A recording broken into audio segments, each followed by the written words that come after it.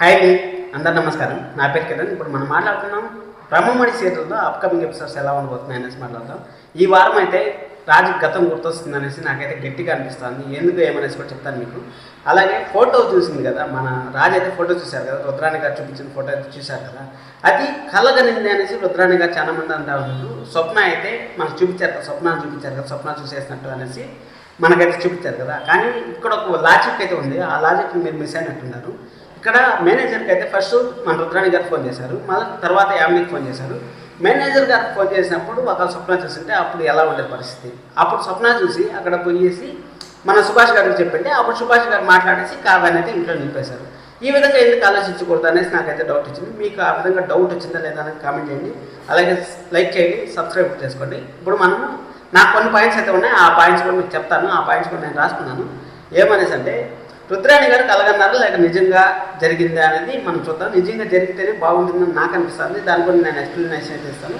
స్వప్న photo మార్చగలిగిందా లేదా, ఎందుకంటే మార్చింటేనే అక్కడ చూడగలదు, మార్చిందా లేదా అనేది. ఎందుకంటే రాజ్ షాక్ అయింది కూడా మనకు చూపించారు.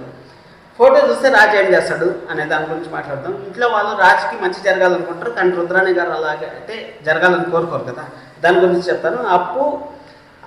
అప్పుకి కళ్యాణ్కి మధ్య కాంట్రవర్షియల్ జరుగుతుంది కదా, పిల్లల గురించి, వాటి గురించి ఏం జరుగుతుంది అనేది ఈ వారంలో మనకు ఇవి అండి అప్కమింగ్ ఎపిసోడ్స్లో ఇవి రాబోతున్నాయి. వీటి గురించి అయితే నేను ఒకే క్లారిఫికేషన్ అయితే ఇవ్వాలనుకుంటాను.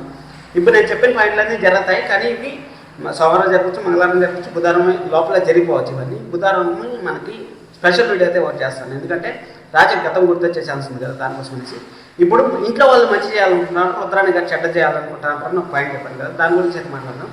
ఇప్పుడు వజ్రం కూడా వజ్రంతో పోయాలి. అలాగే ఏదన్నా సరే ఒక ఇన్సిడెంట్ జరిగితేనే మనకు గతం గుర్తొస్తుంది.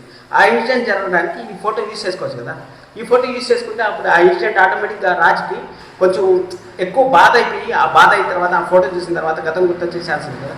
ఆ విధంగా కూడా మనం ఆలోచించవచ్చు కదా. మీ పాయింట్లు అని చెప్తాను, ఆ విధంగా కూడా ఆలోచించచ్చు. రాజు ఆ ఫోటో చూడాలని నేనైతే గట్టి కోరుకుంటాను. ఆ ఫోటో చూస్తేనే రాజు గతం గుర్తొస్తుంది. ఎందుకంటే అక్కడ పెళ్లిలో మనకు రిసార్ట్ ఎపిసోడ్లో ఆల్రెడీ పెళ్లి గురించి చెప్పారు కదా. పెళ్లి గురించి చెప్పినప్పుడు రాజే ఈ గెటప్లో వచ్చాడు అనేసి ఇంట్లో వాళ్ళు అప్పుడు 2 ఫోటోలుగా చూపించారు. నువ్వేనన్నా కావ్య భర్త అనేసి చూపించారు. అప్పుడు రాజుకి ఒక స్ట్రోక్ కోల్పోయినా కానీ గతం గుర్తొచ్చే ఛాన్స్ అయితే వెరీ వెరీ హైగా ఉంటుంది. ఈ వారంలో అయితే గతం గుర్తు రావాలనేసి అయితే నేను కోరుకుంటాను. ఎందుకంటే రుద్రాణి గారు మంచి చేయాలనుకుంటే గతం గుర్తురాదు, 100% మంచి చేయాలనుకుంటే గతం గుర్తురాదు. చెడు చేయాలనుకుంటేనే గతం గుర్తొస్తుంది. అది చెడు చేసేదానికి మన రుద్రాణి గారు అయితే రెడీగా ఉంటారు. కాబట్టి రుద్రాణి గారు తరఫు నుంచే గతం గుర్తొస్తుంది అనేసి నేనైతే గట్టిగా నమ్ముతాను. మీరు నమ్ముతా ఉంటే ఈ వీడియోని లైక్ చేయండి, అలాగే సబ్స్క్రైబ్ చేసుకోండి. మీకు ఏమైనా డౌట్ ఉంటే కామెంట్ చేయండి, నేను ప్లే చేస్తాను. Thank you so much.